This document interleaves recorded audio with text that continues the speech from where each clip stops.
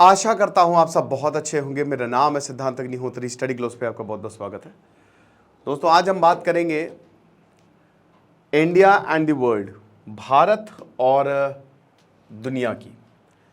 तो बहुत अच्छा आर्टिकल था, मुझे लगा आपको बताते हैं कि आखिरकार नरेंद्र मोदी के लिए क्या वेट कर रहा है। बहुत कुछ आप समझेंगे।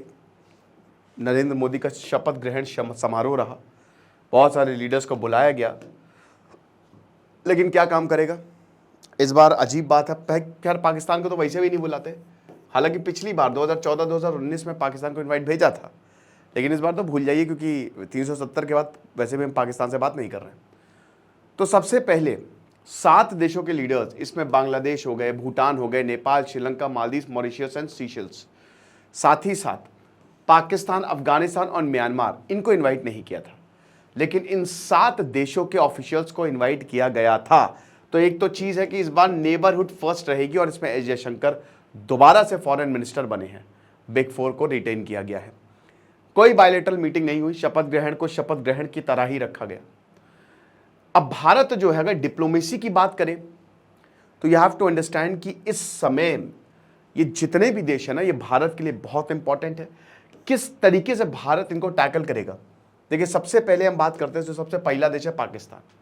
अब देखिए, पाकिस्तान को हमने बुलाया नहीं, ठीक है। पाकिस्तान को हमने क्यों नहीं बुलाया? क्योंकि हम बुला भी नहीं सकते थे।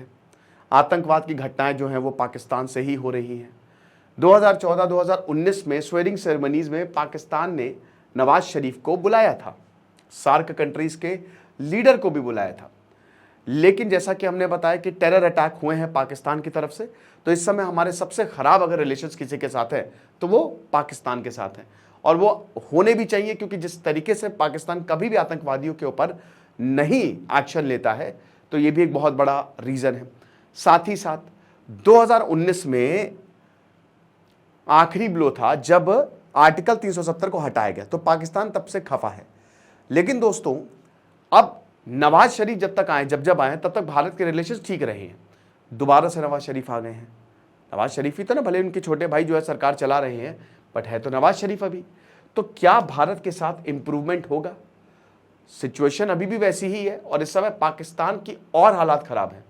और समय समय पर नवाज शरीफ जो हैं वो ये बोलते रहते हैं कि हमको भारत के साथ जाना पड़ेगा, भारत से अच्छे रिश्ते जो है वो करने पड़ेंगे। लेकिन हमने कई बार बात की है कि पाकिस्तान ये चाहेगा नहीं। पाकिस्तान ये इसलिए नहीं चाहेगा क्योंकि मतलब उसकी मिलिट्री और आईएसआई नहीं चाहेगी, पाकिस्तान तो पूरा चाहेगा। क्योंकि वो नहीं चाहता कि कश्मीर जैसे मुद्दे को अगर यही सॉर्ट आउट हो गया तो हम आतंकवाद का क्या करेंगे। हमको तो पैसा चाहिए, हम तो रिश्वतखोर हैं, तो ये होगा नहीं। तो सिक्योरिटी पे यहां पे जब नरेंद्र मोदी ने बात की, पाकिस्तान बैक्ड टेररिज्म पे यहां पे नरेंद्र मोदी ने बात की, तो ये जो सीरीज ऑफ टेरर अटैक्स हुए हैं और जो नरेंद्र मोदी बात कर रहे हैं वो पाकिस्तान के फेवर में नहीं है। लेकिन फिर भी नवाज शरीफ ने कॉन्ग्रेचुलेट किया, ठीक है, पीस एंड सिक्योरिटी की बात की। तो ऐसा नहीं कि नवाज शरीफ जो है वो प्यार के फुवारे जो हैं वो ट्विटर से भेज रहे हैं। लेकिन ये एक इस सरकार में बड़ा चैलेंज होगा कि आखिरकार पाकिस्तान से हम कैसे डील करें, क्या होना चाहिए हमारा रवैया पाकिस्तान के लिए। अफगानिस्तान, अब अभी तक अफगानिस्तान से कोई भी डिप्लोमेटिक रिलेशनशिप आतंकवादियों से तो रखोगे नहीं। लेकिन दोस्तों, ये बहुत जल्द खत्म हो जाएगा, क्योंकि अफगानिस्तान से आप रिलेशनशिप बनाओगे, तालिबान से रिलेशनशिप बनाओगे। अब ये एक रियलिटी, डार्क रियलिटी है कि तालिबान अफगानिस्तान में है और आपको अब उसी से ही डील करना है। लो लेवल एंगेजमेंट जो है वो हो रहा है। कोई अगर प्रॉब्लम है, कोई ह्यूमैनिटेरियन असिस्टेंस है, तो भारत सबसे आगे आता है। अभी एक वर्किंग रिलेशनशिप जो है वो कंटिन्यू नहीं हुआ है। अच्छा, अफगानिस्तान की तरफ से भारत के लिए प्यार ही प्यार है और पाकिस्तान के लिए नफरत ही नफरत है। भले ही पाकिस्तान ने इनकी मदद की है। अब सारी एम्बेसी खराब हो गई थी, लेकिन भारत की एम्बेसी को सजा के रखा। समय समय पर अब तालिबान जो है वो भारत को सपोर्ट दिखाता रहता है। बहुत जल्द भारत और अफगानिस्तान के रिलेशन सही होंगे। अफगानिस्तान इसलिए हमारे लिए इंपॉर्टेंट है क्योंकि ट्रेड रूट वहां से निकलता है। अब भले ही आप चाइना या जितने भी है बोलते हैं नेचुरल रिसोर्सेज हमारे हैं हमारे, लेकिन भारत ने कभी ये काम किया नहीं। अफगानिस्तान को भी पता है कि जहां पे पूरी दुनिया उसको नोच के खाना चाहती है, भारत एक ऐसा देश है जिसने वाकई में काम किया, डेवलपमेंट्स किए वहां पे, ठीक है, पैसा अटक गया। तो आने वाले समय में नरेंद्र मोदी अफगानिस्तान से अच्छा रिलेशन स्टैब्लिश करने की कोशिश करेंगे। और ऐतिहासिक तौर पे अफगानी और जो हमारे अफगानी भाई हैं और भारत, वो ऐतिहासिक रिश्ता, मतलब ऐतिहासिक रिश्ता भी रहा है। तो ये भी देखना दिलचस्प होगा कि किस तरीके से यहाँ पे प्रॉब्लम जो है वो सॉल्व करते हैं नरेंद्र मोदी और उनकी टीम एस जयशंकर। म्यांमार एक बहुत बड़ा चैलेंज है। अब म्यांमार में प्रॉब्लम ये है कि वहां पे औंग हिलियान चाइना बैक्ड मिलिट्री म्यांमार में समय रूल कर रही है। म्यांमार में इस समय सिविल वॉर चला हुआ है, ठीक है ना। वहां की जो जितने भी रिबेल ग्रुप्स हैं वो सब साथ में आ गए हैं। अब भारत के लिए अच्छा ये होगा कि वो रिबेल ग्रुप्स जीत जाए। और भारत के लिए एक और बड़ी प्रॉब्लम है कि मणिपुर में सब आ जाते हैं। हमला म्यांमार पे होता है और आतंकवादी या रिबेल ग्रुप्स या जो भी आप बोलो भाग के यहाँ पे आ जाते हैं, ठीक है ना। अब आतंकवादी तो हम बोलेंगे नहीं, हमारे लिए तो भाई वो ठीक ही है क्योंकि वो आर्मी को मार रहे हैं। और आर्मी जो है म्यांमारी सरकारी फोर्सेज जो है वो 2000 अक्टूबर 2023 से लगातार डिफेंस पे है। तगड़ी तरीके से उनको मार पड़ रही है क्योंकि म्यांमार में तख्ता पलट हो गया है। म्यांमार से किस तरीके से इंगेज करना हमको शुरू करना है, क्योंकि हमने म्यांमार के साथ कलादान हो गया, सितवे प्रोजेक्ट हो गया, बहुत सारे प्रोजेक्ट्स हमने चलाए थे और म्यांमार स्ट्रैटेजिकली हमारे लिए बहुत इंपॉर्टेंट है। इस बार म्यांमार को इनवाइट भेजा नहीं क्योंकि आपको पता है कि चाइना बैक्ड सिविल वॉर चले तो वहां पे उनको कैसे इनवाइट भेज दें हम इनवाइट भेजेंगे इसका मतलब हम उनको सपोर्ट करते हैं, ऐसा है नहीं। हम आंग सांग सू की को सपोर्ट करते हैं। मालदीव्स अगर किसी कनाडा के बाद अगर किसी देश के साथ सबसे खराब रिश्ते हमारे हुए थे वो थे मालदीव्स, ठीक है ना।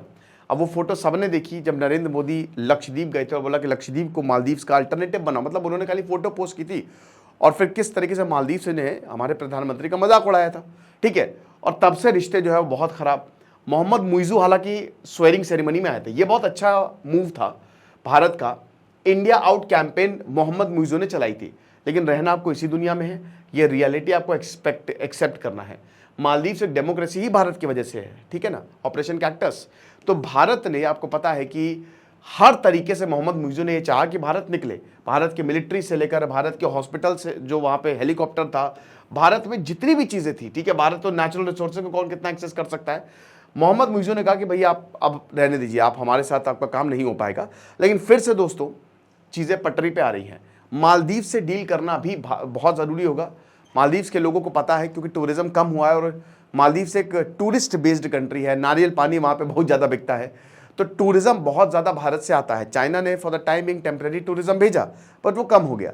तो मालदीव को भी पता है, मोहम्मद मुइजू को भी पता है कि वो तो चलो ठीक है, पॉलिटिक्स के लिए इंडिया आउट कैंपेन बढ़िया है, लेकिन एक्चुअल में अगर आपको लंबे समय तक चलना है तो भारत का साथ आपको चाहिए, सबका साथ सबका विकास। लेकिन अच्छी बात यह है कि मोहम्मद मुइजू आए और मोहम्मद मुइजू जो है वो सेरेमनी में आए। हालांकि मैंने पता बायलैटरल मीटिंग यहाँ पे नहीं हमको देखने को मिली, ठीक है ना। तो ये सब लक्षद्वीप में जो फोटोज डाली थी और आपको याद होगा इस पर काफ़ी ज़्यादा बैकलैश हुआ था, मालदीव ने बहुत गलत टिप्पणी की थी उनके। बांग्लादेश, अब बांग्लादेश में भी एक बहुत बड़ी दिक्कत है। भले ही शेख हसीना जो हैं वो वहाँ पे पीएम बन गए, भारत के लिए बहुत अच्छा है। खालिदा जिया बनती तब तो हमारी बैंड बज जाती, प्रो चाइना है वो।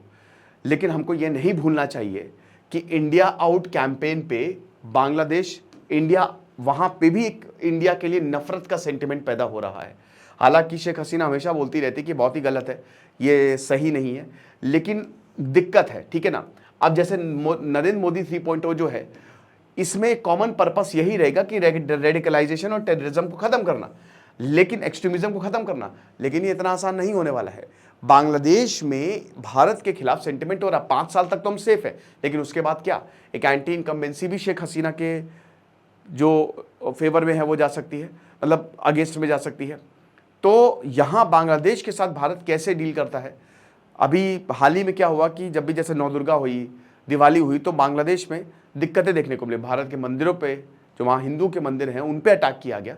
तो ये भी हमको समझना पड़ेगा, ठीक है। भारत इस पे नज़र बनाए रखेगा कि किस तरीके से हम बांग्लादेश के साथ कोऑर्डिनेट करते हैं। भूटान की बात करें तो भूटान ठीक है, भूटान के साथ हमेशा हमारा यहाँ पे जो सेरिंग तोब्गे हैं प्रधानमंत्री भूटान के, वो आए भारत की स्वेरिंग सेरेमनी में, और भूटान के साथ भारत के हमेशा एक बहुत ही अच्छे रिश्ते रहे हैं। भूटान एक भारत का छोटा भाई रहा है, ठीक है ना। लेकिन अब चाइना जो है वो बॉर्डर एग्रीमेंट भूटान से कर रहा है और डोकलाम एक ऐसे ट्राई जंक्शन है। डोकलाम पे अगर मान लीजिए कि चाइना कुछ डील कर ले जाता है तो भारत के लिए बहुत बड़ा खतरा हो जाएगा, चिकन नेक कॉरिडोर खतरे में पड़ जाएगा।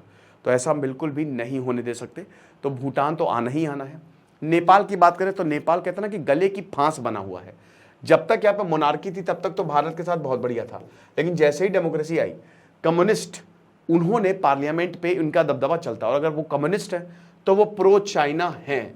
केपी ओली से लेकर प्रचंडा तक, मतलब एवरीवन वो चाइना के सपोर्ट में है। जिस तरीके से भारत के साथ वो काम कर रहे हैं वो भी एक, मतलब भारत के खिलाफ काम कर रहे हैं, वो सही नहीं है। अभी आपने देखा कि जो नेपाल का नया नोट है उसमें जो लिम्पियुधुरा, काला पानी, उसको नेपाल का पार्ट बताया। एस जयशंकर ने बोला कि खाली बोलने से कुछ नहीं होता, ग्राउंड रियलिटी आप नहीं बदल सकते, बट फिर भी ये दिखाता है कि भारत और नेपाल के रिश्ते बहुत अच्छे नहीं हैं। जो नेपाल हमारा छोटा भाई हुआ करता था, हमारे साथ चलता था, वो कहीं ना कहीं अब हमसे दूर जा रहा है। तो इसीलिए ट्रस्ट जीतना बहुत ज़्यादा ज़रूरी है। नेपाल को भारत बहुत मदद करता है, बहुत एड करता है। अब ये चीज़ें करनी पड़ेंगी। लिम्पियुधुरा पूरा मैंने इशू समझाया था, वो लेक्चर्स जो है वो रखे हुए हैं। श्रीलंका की बात करें, देखिए श्रीलंका के साथ भारत के रिश्ते अब ठीक ठाक हो रहे हैं, सुधर रहे हैं। हालांकि कच्चा दीवू वाला जो इशू था, इंदिरा गांधी ने कच्चा दीवू दे दिया, फिर कच्चा दीवू की बात उठी, वापस ले लो, तो अब तो आप लड़के ही वापस ले सकते हो, ऐसे तो हो नहीं सकता। तो यहाँ पे ये भी बात है, भारत अभी पूरी फाइनेंशियल असिस्टेंस जो है, इन्वेस्टमेंट श्रीलंका में कर रहा है। और जो चाइना ने श्रीलंका की बैंड बजाई थी, उससे ऊपर उभर रहा है श्रीलंका। अब देखना ही होगा कि मोदी 3.0 में किस तरीके से भारत श्रीलंका के साथ जाता है। सीशेल्स और मॉरिशस की बात करें तो जैसे आगे लगा एयरपोर्ट जो है, आगा लगा आइलैंड पे जो एयर स्ट्रिप बने मॉरिशस में, ठीक है। सीशेल्स मॉरिशस दोनों ही आइलैंड कंट्री है और भारत के लिए बहुत ही ज़्यादा इंपॉर्टेंट है। पोर्ट्स यहाँ पे भारत डेवलप कर, इंफ्रास्ट्रक्चर यहाँ पे डेवलप कर रहा है, तो बहुत ज़्यादा इंपॉर्टेंट रहेगा। वेस्टर्न कंट्रीज की अगर बात करते हैं तो यूएस, यूरोप और जापान, ऑस्ट्रेलिया के साथ, इनके साथ क्या हालात है।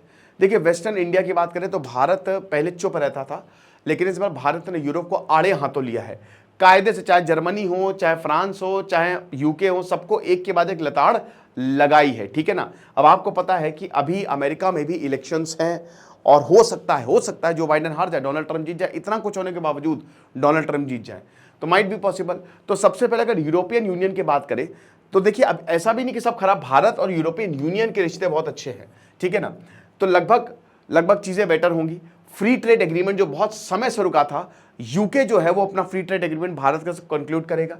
साथ ही साथ एफटीए, यूरोपियन यूनियन और भारत दोनों ही एफटीए कंक्लूड करने वाले हैं, यानी कि भारत के साथ इकोनॉमिक रिश्ते बहुत अच्छे हैं। एक समानता ये भी कि जैसे भारत में राइट विंग गवर्नमेंट है, यूरोप में भी ज्यादातर देशों में राइट विंग गवर्नमेंट।